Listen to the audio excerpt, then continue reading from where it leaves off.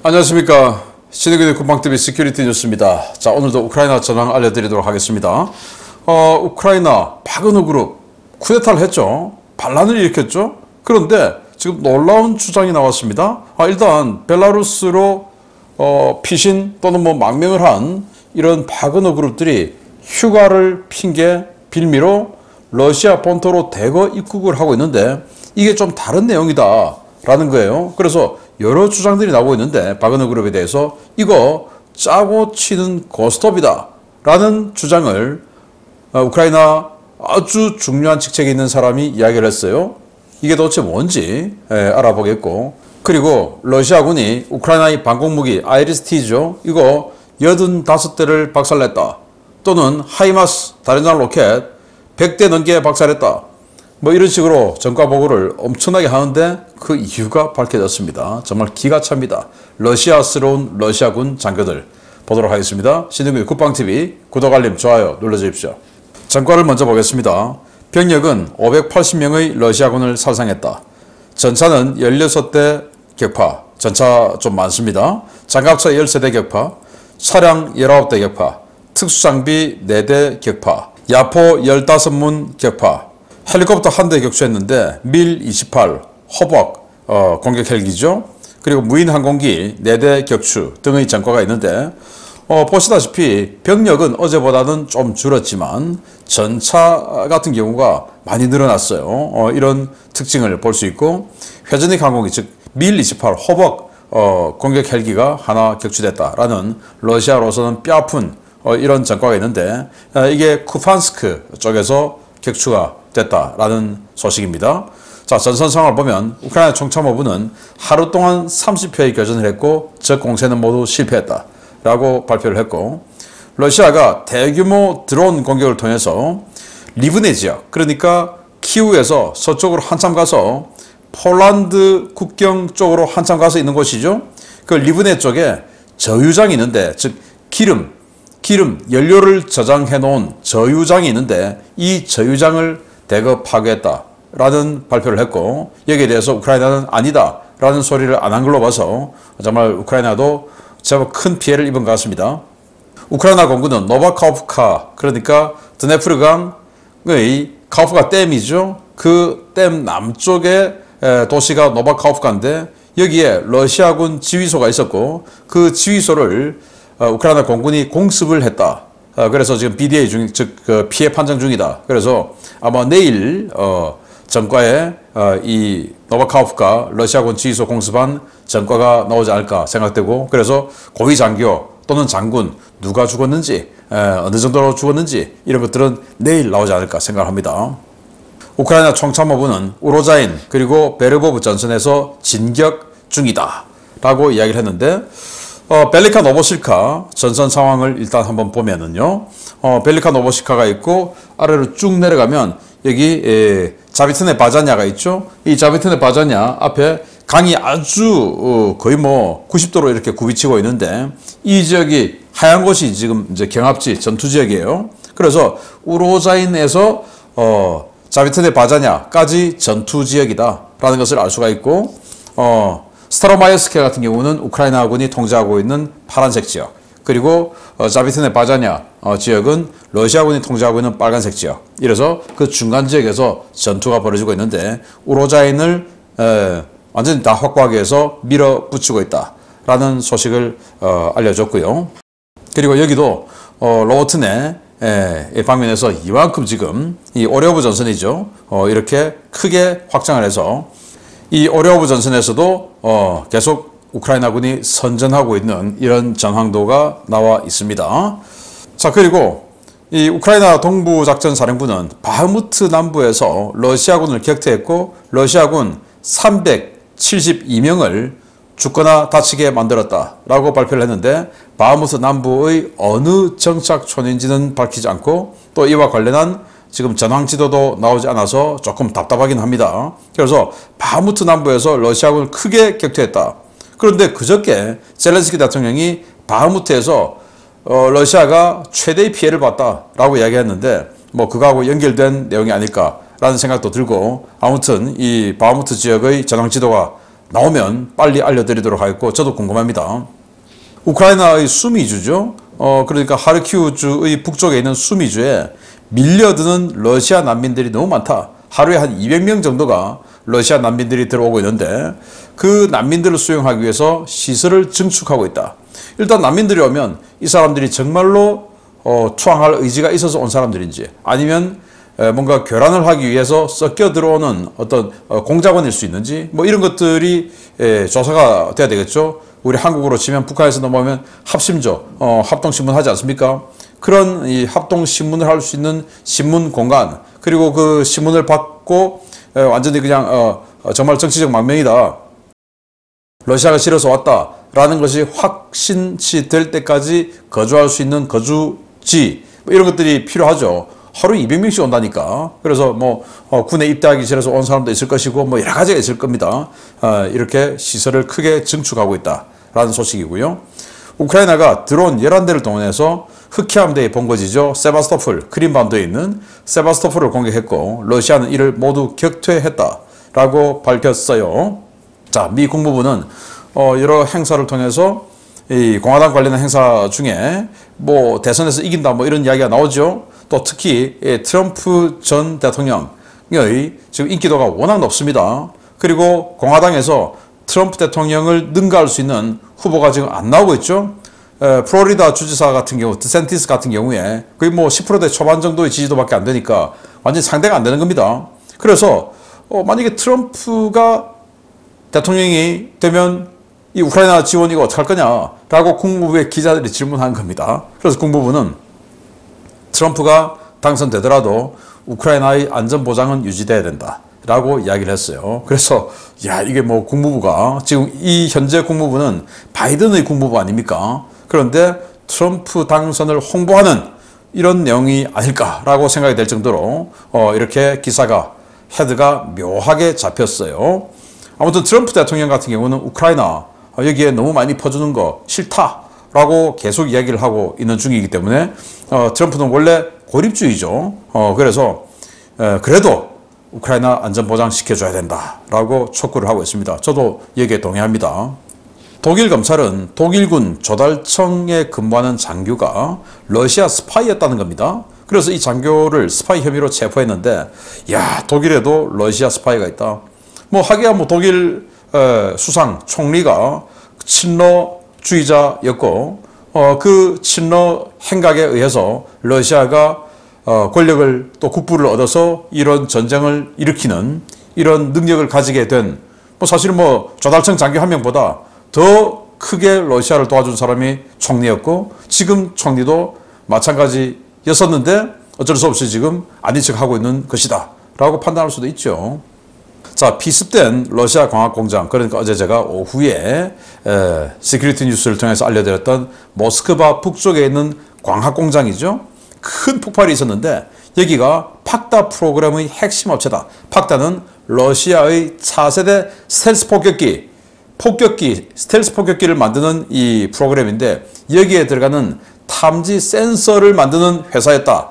그래서 이번 폭발로 팍다, 즉 러시아의 차세대 스텔스 폭격기 개발이 상당 기간 늦어지겠다라는 긍정적인 소식도 나왔습니다. 러시아가 스바토베, 그러니까 크레미나의 북쪽에 있죠. 쿠판스크의 남쪽에 있죠. 지금 가장 크게 격전이 벌어지고 있는 그곳인데 여기에 대규모로 부상병 수용 시설을 설치했다. 그러니까 뭐 격전이 많이 치열하게 벌어지고 있으니까 사상자가 많겠죠. 그래서 부상병 수용 시설을 크게 설치했다라는 소식 들어왔고요. 자, 주요 소식 봅니다. 정말 희대의 사기극일까? 진짜일까? 보겠습니다. 폴란드가 바그너 그룹의 국경 침투와 사보타주 공작에 대비하기 위해 국경 지역으로 계속해서 병력을 증파하고 있는 가운데 충격적인 주장이 하나 제기되었습니다. 벨라루스와 러시아에서는 이를 뒷받침하는 듯한 움직임까지 포착됐는데 사실이라면 전 세계가 푸틴의 사기극에 놀아난 꼴이 될 것 같습니다. 우크라이나 정보당국은 지난 6월 바그너 그룹의 반란 사건을 블라디미르 푸틴 러시아 대통령과 예브게니 프리고진 바그너 그룹 수장이 공모한 일종의 기만전으로 보고 있으며 고도의 보안이 유지된 상태에 전격적으로 행해진 특별작전이라는 평가를 내리고 있다고 올렉시 다닐로프 우크라이나 국가안보 국방위원회 서기를 인용해서 우크라이나 매체들이 현지 시각 8월 9일 보도했습니다. 다닐로프 서기는 프리고진의 반란은 푸틴이 자신에게 절대적으로 충성하지 않는 군 수뇌부 인사들을 색출하기 위해 기획한 특수작전이라며 이번 작전을 통해 색출한 장군들은 해임되거나 수감되어 복역 중이며 이번 사태로 인해 촉발된 러시아군 내부 분열은 계속 일어날 것이라고 밝혔습니다. 이와 관련해 워싱턴 포스트 역시 러시아 연방보안국이 프리고진의 반란 기도를 미리 알아채고 최소 이틀 전 푸틴 대통령에게 이를 보고했다라며 그럼에도 불구하고 푸틴 대통령은 경호 인력을 늘리고 전략시설 몇 곳의 보안만 강화했을 뿐 별다른 조치를 취하지 않았다라고 당시 상황에서 석연치 않은 상황들을 전했습니다. 바그너 그룹의 이상 동향도 보고됐습니다. 반란 이후 벨라루스에 머물기로 했던 바그너 그룹이 휴가를 가장해 대규모 그룹을 이루어 러시아로 복귀하고 있는 것이 식별된 것인데요. 러시아 독립매체 VCSK OGPU는 500에서 600명씩 그룹으로 구성된 바그너 그룹 대원들이 러시아 각지로 이동하고 있다고 전했습니다. 바그너 그룹 대원들은 공식적으로 휴가라고 통보를 받고 버스를 이용해 보로네슈, 로스토프, 크라스노다르 지역으로 각각 이동하고 있는데요. 1단계 이동 사업을 통해 2,000명 이상의 병력이 러시아로 돌아갔고 8월 13일부터 2단계 이송 사업이 진행될 예정인 것으로 전해졌습니다. 복수의 오신트 소식통들은 이번 이동이 벨라루스 정부가 바그너 그룹에 대한 군사고문단 서비스 비용 지불을 거부했기 때문이라고 전하고 있는데요.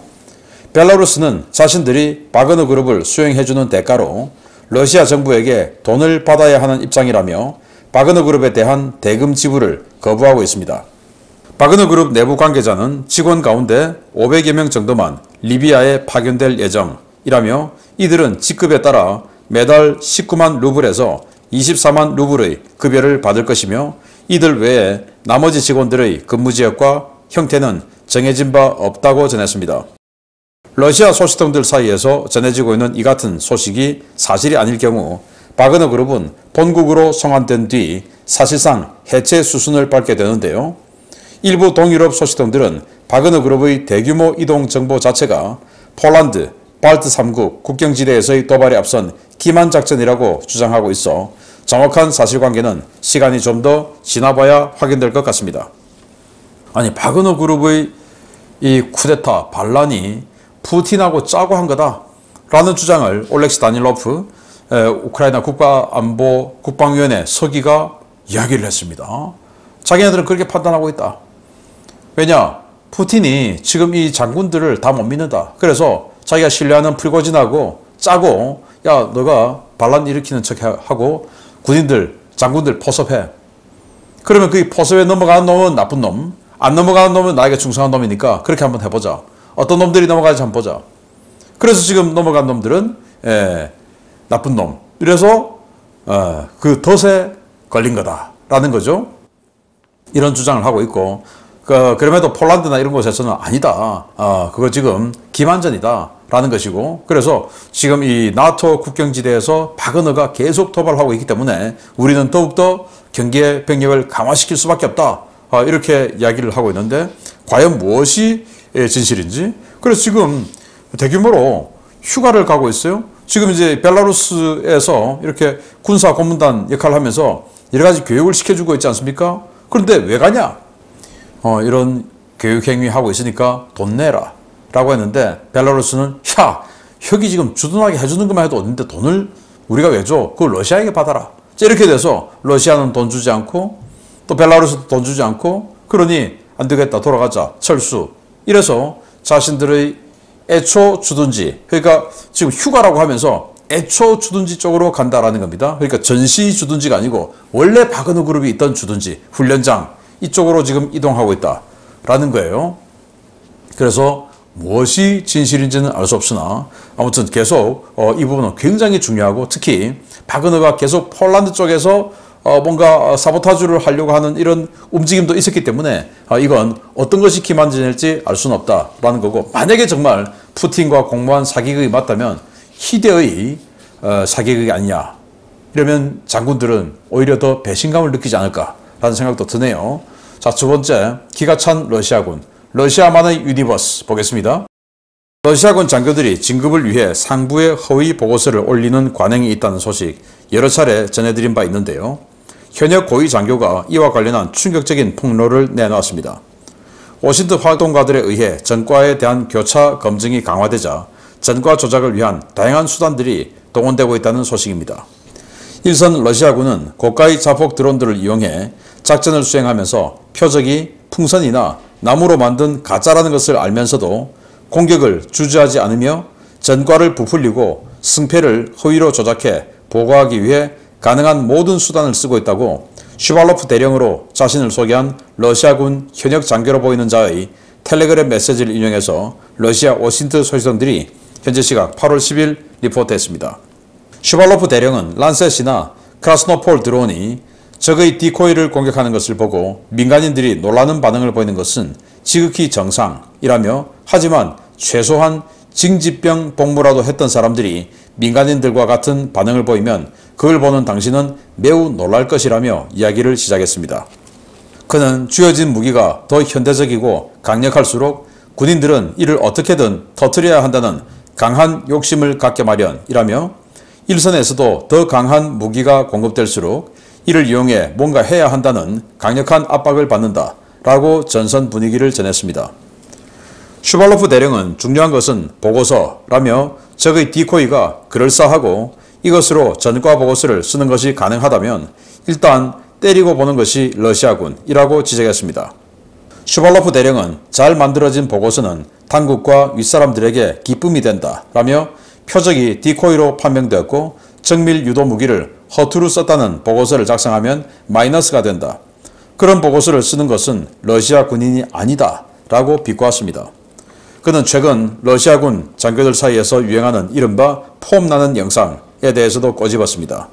러시아 장교들은 전과를 부풀리기 위해 여러 종류의 촬영 장비와 기법을 동원하고 있는데요. 이를 통해 한 대를 파괴한 전과가 3대에서 5대까지 늘어날 수도 있다고 슈발로프 대령은 지적했습니다. 러시아군은 여러 각도에서 각기 다른 장비, 각기 다른 시간대에 촬영한 사진과 영상들을 사용하고 의도적으로 해상도를 낮추는 방법으로 전과를 부풀려 보고하고 있는데요. 슈발로프 대령은 하나의 브래들리가 어떤 보고서에서는 헬기가 발사한 대전차 미사일에 파괴되고 어떤 보고서에서는 포병 사격으로 파괴된다 라고 지적했습니다. 러시아군은 심지어 전과 보고를 위해 지인이나 동료들과 사진과 영상을 공유하거나 거래하기까지 하는데요. 슈발로프 대령은 정치 지도부가 그런 요구를 하니 아래 참모들도 그런 대응을 하는 것이라며 이런 허위 보고는 해결되지 않을 것이라고 혀를 찼습니다. 그는 러시아 정치 지도부는 다른 유니버스에 살고 있고 그들만의 자체 유니버스를 가지고 있다 라며, 이러한 유니버스에서는 그 유니버스에 걸맞는 보고서가 필요하며 그 보고서 내용이 현실과 일치하지 않더라도 그건 현실의 문제일 뿐 러시아 장교들에게 불가능은 없다 라고 한탄했습니다. 이번 폭로는 러시아군 내부에서 얼마나 광범위하고 일상적으로 조작과 허위 보고가 일어나고 있는지 보여주는 것인데요. 내부 배신자는 그렇게 잘 걸러내면서 허위 보고서를 올리는 장교들을 왜 잡아내지 못하는지 푸틴 정권의 선택적 무능함, 정말 대단한 것 같습니다. 네, 정말 비밀이 밝혀지고 있습니다. 아이리스-T 지대공 미사일 독일이 줬죠. 그거 탈랑 2개 포대줬는데 러시아가 발표한 아이리스-T 파괴 전가는 무려 85대. 하이마스 미국이 19대 줬는데 러시아군이 파괴한 하이마스 숫자는 무려 100대가 넘어요. 이 비밀이 밝혀진 겁니다. 허위 보고서, 허위 영상 마구마구 쓴다. 란셋, 야 니들에게 줬으니까 그거 가지고 전과 많이 올려. 야 쟤는 란셋 10개 가지고 이 정도 성과 올렸는데 너 왜 뭐야? 이렇게 된다는 거죠. 그리고 공격하러 가다가 보니까 디코이잖아, 이거 덤이잖아, 가짜잖아 라고 하면 안 해야 되는데, 또는 때리고 보니까 이게 가짜였어요 이래야 되는데, 그러면 너 왜 가짜 때렸어 이 XX야 하고 혼난다는 겁니다. 그래서 때리고 보니 디코이였어요. 이런 건 러시아 스타일이 아니다 라는 거죠. 그래서 이 슈발로프 대령이 텔레그램을 통해서 이런 내용들을 8월 7일 날 올려서 폭로를 했어요. 자, 기가 찬 내용들인데, 자 여기 보시면 이 우크라이나군이 만든 2S1 자주포입니다. 자주포처럼 생긴 어떤 형상이지만 실제 자주포는 아니죠. 가까이 와서 보면 아니겠지만 멀리서 보면 자주포로 판단할 수 있죠. 근데 사실 이 리어카 위에다가 그냥 구점을 짜 맞춰서 나무로 그냥 짜 맞춰서 만든 거예요. 그러면 란셋 드론이 가다가 때리고 보니까 아니었어요 라고 해야 되는데 아유 그냥 뭐 때리니까 그냥 최소한 자주포 우리 한 대 격파했어요. 그러면 잘했어 오케이 그리고 이제 그 전과 보고를 그대로 올린다. 왜? 확인이 잘 안 되니까. 그래서 또 이런 것도 IRIS-T 지대공 미사일 독일이 준 거 이거 사실은 때리고 보니까 디코이였어요. 이거 지금 란셋이 그대로 들어가는 시커 촬영 영상인데 때리고 보니 디코이였죠. 그러거나 말거나 란셋 깨버렸어요. 란셋으로 IRIS-T 깨버렸어요 라고 보고를 하는 겁니다. 나중에 알거나 말거나. 그래서 이 사람의 말은 러시아는 그들만의 우주가 있다. 러시아 장교들은. 그래서 그들만의 우주, 그 우주의 질서에 맞는 대로 행동하면 되는 것이지 여기 지금 이 현실, 여기는 다른 우주이기 때문에 이 현실하고 그들만의 우주하고는 전혀 다르다. 여기서 뭐 가짜를 깼든 뭐 했든 아무 관계없이 저기서만 인정받으면 되는 거다. 그래서 이 사람 같은 경우에 무다로프 상장이죠. 원래 중장이었는데 불레다르 전선에서 자기 휴하했던 해병 2개 예단을 완전히 그냥 전멸시켜 먹고 탈탈 털어서 전멸당하고는 보고서는 거꾸로 적어서 모스크바에서 상 받고 상장으로 진급했죠. 그러다가 이번 바그너 그룹의 반란에 연루돼서 친바그너다 해가지고 지금 숙청당해서 조사받고 있는 사람인데 아무튼 이 사람도 중장에서 상장 진급할 때 완전히 그냥 자기 부하 2개 예단을 탈탈 말아먹고는 보고서 거꾸로 적어서 진급을 했어요. 이런 최고위급 군인에서부터 말단 장교까지 그냥 횡행하고 있는 것이 러시아다. 그래서 러시아는 불가능이 없다. 러시아 장교는 그냥 만들면 된다. 보고서. 그래서 예쁘게 적으면 서로 다 좋다. 보는 사람도 기분 좋고 올린 사람도 칭찬받아 좋고 검증은 안 되고 이런 상황이다. 라는 게 러시아 스타일, 러시아 유니버스다. 이겁니다. 계속 알려드리겠습니다. 마치겠습니다. 감사합니다.